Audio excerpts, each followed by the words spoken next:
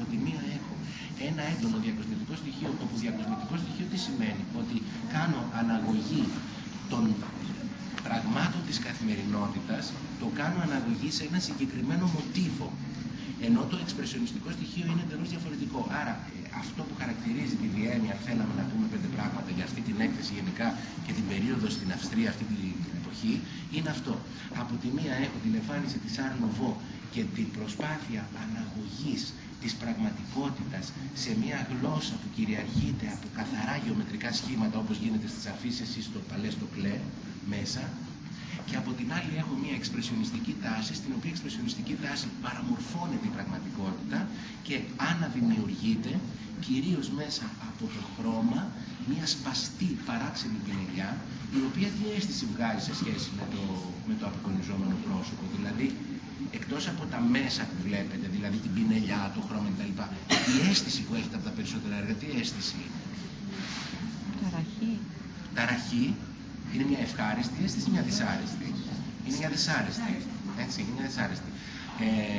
Δυσάρεστη με την έννοια του εγκλωβισμού, ή υπάρχει και μια δικλείδα απελευθερωτική σε αυτόν τον εγκλωβισμό? Εγκλωβισμό.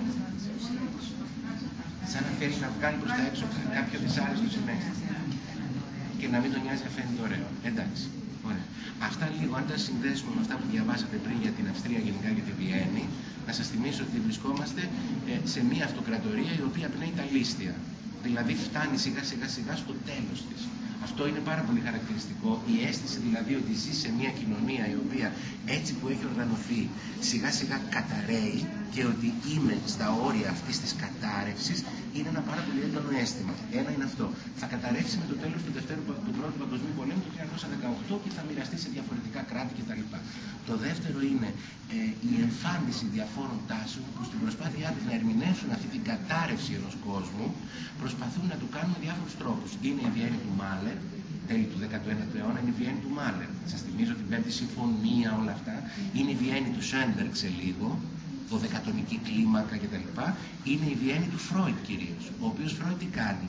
Για να καταλάβει τι δεν πάει καλά και αισθάνομαι έτσι, αυτή τη διάσταση ανάμεσα σε αυτό που νιώθω και σε αυτό που πρέπει, παίρνει το κλειδί, το ανθρώπινο, την ανθρώπινη υπόσταση και προσπαθεί να διερευνήσει το υποσυνείδητο.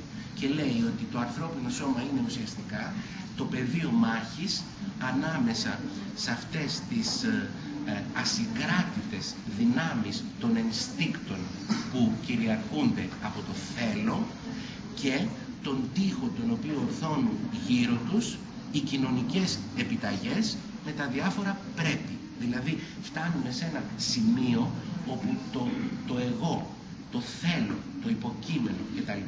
Έρχεται σε μια οριακή πλέον αντίθεση και σύγκρουση με το συλλογικό, το αντικειμενικό, το πρέπει, το οποίο σε αυτούς τους ζωγράφους βγάζει ουσιαστικά αυτό το εκρηκτικό μείγμα. Και αυτή είναι μια ομάδα η οποία καταλαβαίνει ότι πρέπει αυτό το πράγμα που αισθάνομαι να το διατυπώσω και ο μόνος τρόπος να το διατυπώσω είναι να ζωγραφίσω διαφορετικά. Δεν μου κάνει ο τρόπος που ζωγραφίζουν στις ακαδημίες, γιατί στις ακαδημίες ζωγραφίζανε μέσα από τεχνικές καταρτήσεις. Λέγανε ότι η ζωγραφική σημαίνει να πάρω αυτό το χρώμα, να το βάλω στο άλλο χρώμα και αυτά. Εγώ εδώ αισθάνομαι τόσο έντονα, τόσο ταραγμένα, τόσο διαφορετικά πράγματα που δεν μπορώ να μπω στη διαδικασία αυτή. Άρα θα πρέπει αυτό το καινούριο να το απεικονίσω και επειδή το πλαίσιο της ακαδημίας δεν μου το επιτρέπει, προχωρώ στη σετσεσιόν. Σετσεσιόν, διαβάσατε, είναι η απόσχηση. Πώς το μεταφράζει εκεί? Σχίσμα. Χάλια είναι. Απόσχηση, που σημαίνει ότι φεύγω από την ακαδημία και λέω ο τρόπος που δουλεύετε και ζωγραφίζετε δεν μου κάνει, διότι εγώ αισθάνομαι πολύ διαφορετικά. Ιδρύω λοιπόν ένα δικό μου χώρο, στον οποίο χώρο μπορώ να εκφράσω αυτό το καινούριο το οποίο αισθάνομαι, το οποίο είναι συγκρουσιακής φύσης το καινούριο. Και θέλω να βγάλω αυτή τη φύση. Έτσι. Με αυτούς όλους τους ζωγράφους έχουμε μία οριακή, σας είπα, σχέση του εγώ, του υποκειμένου, το οποίο για πρώτη φορά αναδύεται με το αντικειμενικό. Δηλαδή το υποκείμενο, το άτομο, το εγώ, ο άνθρωπος αντιλαμβάνεται τα πράγματα που συμβαίνουν γύρω του με ένα διαφορετικό τρόπο από ό,τι τα αντιλαμβάνονται όλοι οι υπόλοιποι.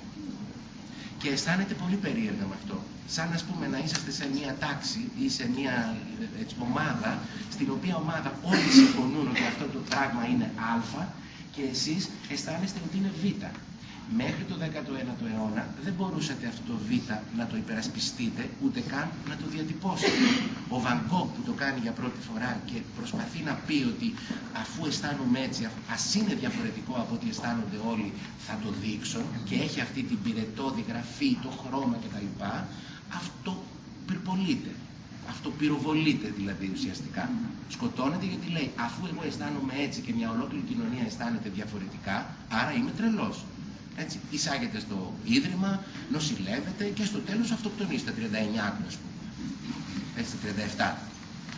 Αυτό το πράγμα οι εξπρεσιονιστές και οι Βιενέζοι για πρώτη φορά το υποστηρίζουν. Λένε δηλαδή, το άτομο όταν αντιλαμβάνεται τα πράγματα διαφορετικά δεν σημαίνει ότι είναι άρρωστος ή ότι είναι τρελός ή ότι είναι αυτό. Μπορεί να συμβαίνει και το αντίθετο. Όλο το υπόλοιπο δημιούργημα και οικοδόμημα να είναι λάθος. Και επειδή στη Βιέννη των τελών του 19ου αιώνα συμβαίνει αυτό το πράγμα, είναι μια κοινωνία η οποία χάνει τις δομές της. Δεν μπορεί να λειτουργήσουν πια αυτές οι δομές. Καταραίουν τα πάντα. Το πολιτικό σύστημα, το οικονομικό σύστημα, έρχεται πληθωρισμός, έρχεται... Είναι μια απίστευτη κατάσταση, η οποία έρχεται καπάκι και ο Πρώτος Παγκόσμιος Πόλεμος, 14-18, και όλο αυτό το πράγμα το τεντώνει στα όρια του μέχρι που καταραίει εντελώς. Εκεί λοιπόν όλοι αυτοί σε επίπεδο φιλοσοφίας, έτσι, από το Wittgenstein δηλαδή, σε επίπεδο μουσικής, Μάλε Σέρνμπεργκ, σε επίπεδο ζωγραφικής που είναι όλο αυτό το οποίο βλέπετε ολόγυρά σας, προσπαθεί ο άνθρωπος να διατυπώσει για πρώτη φορά αυτό το πράγμα. Αισθάνομαι διαφορετικά από ό,τι αισθάνεται ένας ολόκληρος κόσμος γύρω μου, ο οποίος υποκρίνεται ότι όλα είναι καλά και όλα λειτουργούν μέσα από αυτές τις δομές. Και αυτό το διαφορετικό το οποίο αισθάνομαι πρέπει οπωσδήποτε να το διατυπώσω. Δεν μπορώ να κάνω διαφορετικά. Όταν ρώτησα τον Σέρνμπεργκ, μα γιατί κύριε Σέρνμπεργκ εσείς ζωγραφίζετε, ένας άνθρωπος γράφετε αυτή τη μουσική που δεν ακούγεται, με τέτοια κλασική παιδεία, με τέτοιες γνώσεις, με τέτοιες ικανότητες, γιατί γράφετε αυτή τη μουσική? Έτσι, λέει, θα ήμουν πολύ ευτυχής αν μπορούσα να γράψω μία μουσική που να χαϊδεύει τα αυτιά σας και να χαϊδεύει και τα δικά μου. Θα αισθανόμουν όμως ότι λέω ψέματα και σε εσάς και κυρίως στον εαυτό μου. Γράφω αυτή τη μουσική γιατί δεν μπορώ να γράψω διαφορετική. Αυτό το πράγμα λοιπόν το κάνει και που κάνει ο Σέρνμπεργκ στη μουσική, το κάνουν όλοι αυτοί που βλέπετε εδώ στη ζωγραφική. Απεικονίζουν λοιπόν έναν κόσμο, ο οποίος κόσμος δεν είναι ωραίος, έτσι, και αν τον απεικόνιζαν με μία παραστατικότητα, δηλαδή αν τον απεικόνιζαν φωτογραφικά, τι πρόβλημα θα υπήρχε?